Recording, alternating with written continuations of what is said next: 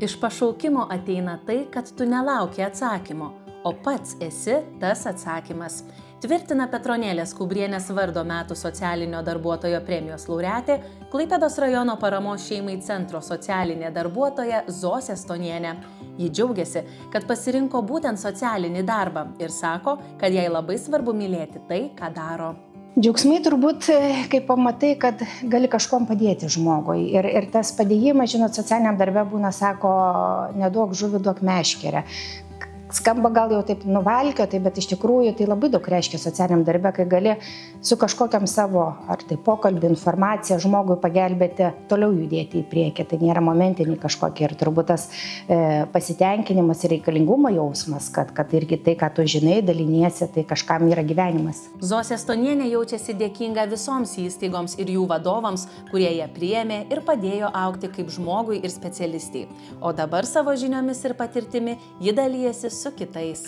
Teko girdėti, kad visuomenė yra stipri, kai rūpinasi savo silpnesniaisiais. Tai turbūt socialinis darbuotojas yra tas asmuo, kuris ir leidžia visuomeniai truputėlį jausti švaresniai, geresniai, turbūt saugesniai. Tai kaip ir minėjau, socialinis darbas labai įvairus. Ir kai aš keliavau per kelias vietas, kelias darbovietės, tai tikrai galėjau pamatyti svarbą kiekvieno socialinio darbuotojo, nors funkcijas gal ir skirtingos, bet rezultatas, kokį siekia ir ką duoda kitiems žmonėms, kad ta visuomenė funkcionuotų, kad funkcionuotų, kaip mes mėgstam tą žodį sakyti, oriai.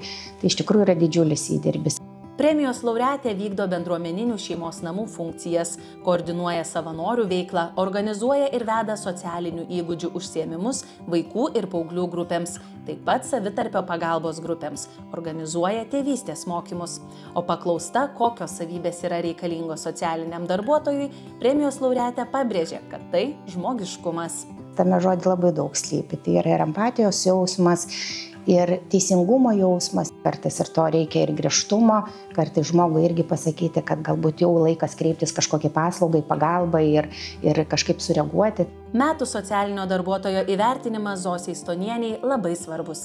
Jis įkvepia tobulėti ir toliau dirbti žmonių labui. Jisai man labai svarbus, nes tai leidžia man įvertinti, už ką mane pastebėjo, nes tai nebuvo mano iniciatyva, aš nepasiprašiau jo, vadinasi, kažkas mane girdi, kažkas mato, kažkas mano darbe mato prasmę ir aš esu dėkinga tiems žmonėms, kurie nominavo, labai esu dėkinga tiems, kas išrinko ir mane įpareigoja temptis, stengtis ir įvertinti tai, ką jau padariau ir ką galiu padaryti dar.